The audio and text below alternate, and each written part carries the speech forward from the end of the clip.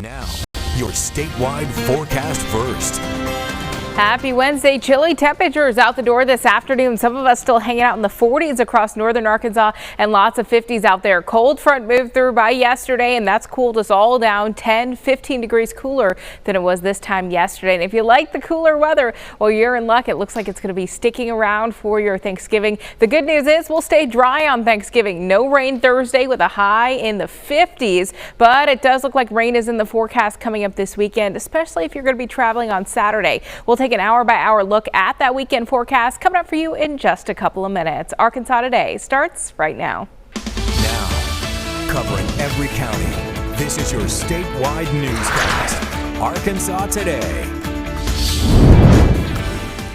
Good afternoon and welcome to Arkansas Today. I'm Sincere Tonsil and we start with some developing news. A college athlete from Conway dies after an injury suffered on the court last weekend. Ethan Dietz graduated from Valonia High School last year. He was a sophomore at Connors State College, playing 20 minutes of basketball for the Cowboys Saturday before getting hurt. He passed away in the hospital yesterday morning. His team in Oklahoma has canceled upcoming games and is offering counseling on campus. Connors State released a statement about his death, saying in part, quote, Ethan exemplified what it means to be a Cowboy, to value hard work and being part of a team.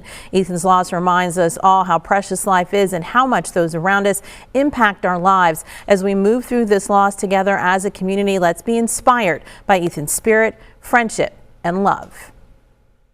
State police are still trying to find an escaped inmate in St. Francis County. 38-year-old Christopher Davenport was in jail for a shooting at the One Star Food Mart in Forest City. He's facing several felony charges, including battery, endangering the welfare of a minor, and weapons violations. Deputies say surveillance video shows him taking the trash out at the county detention center Monday night and then running off. They discovered he was missing about 40 minutes later during a routine head count. State police, deputies, and U.S. Marshals remain on the lookout. In other news for you today, tucked away in the small town of Yellville, Arkansas, is the home of the whittling fiddler. Miss Violet Hensley grew up helping her father cut down trees to make fiddles. Little did she know that would eventually take her from a farm in Arkansas to stages around the world. Even today, at 109 years old, as Caroline Derby explains, Miss Violet is still whittling and fiddling her own way.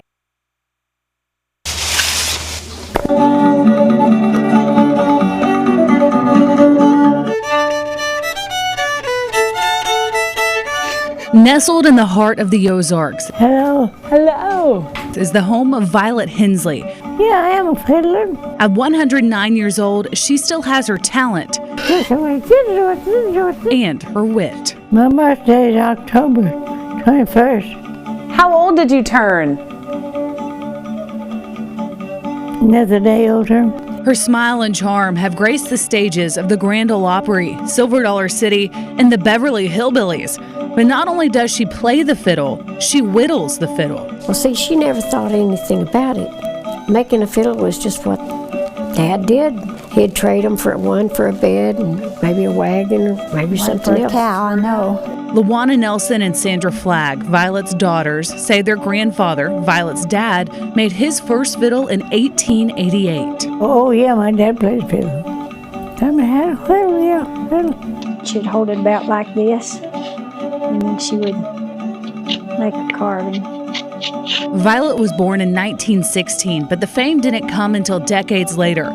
The old folk tune stayed in the living room for most of their lives. It took a back seat as Violet had her hands full, taking care of a farm and 9 children. This is our whole family. Mom and Dad, my older sister. They talked her into playing at the local Turkey Trot Festival talent show.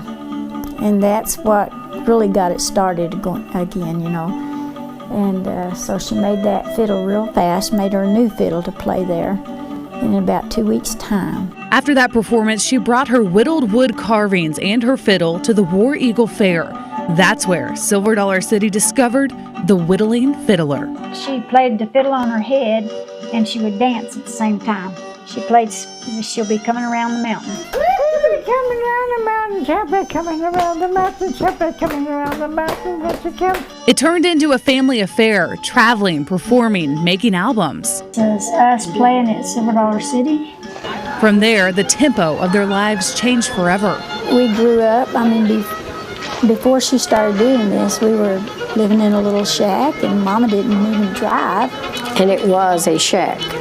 And, we were just poor folks. Once people began to see her on TV and stuff, then it blossomed some from there. Violet whittled her first fiddle piece by piece at 15. Throughout the years, that number grew to over 70, while carving out time to pass down the art. Black hatches and brown.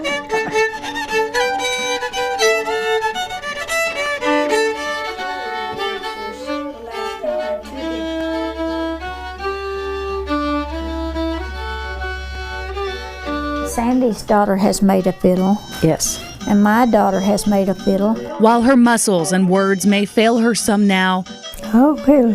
She probably remembers more than we know. Just has forgotten how to say it. She feels it.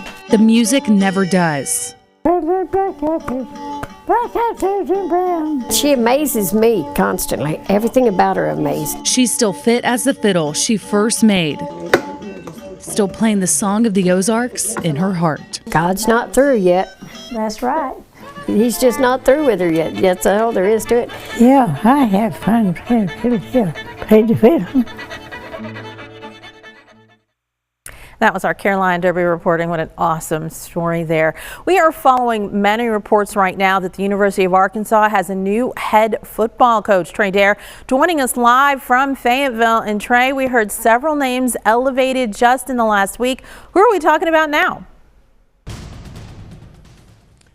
Yeah, there's been really a lot of chatter around the entire thing. Not exactly sure which direction it is going to go, but we do now have a report as to who it could be. Only Trey Schaap has this. This is coming out of Little Rock. The name right now being discussed is Alex Gola. She is currently the head coach at USF. And if you like offense, well, then this is the guy for you. Again, Trey Schaap currently the only guy that is reporting this.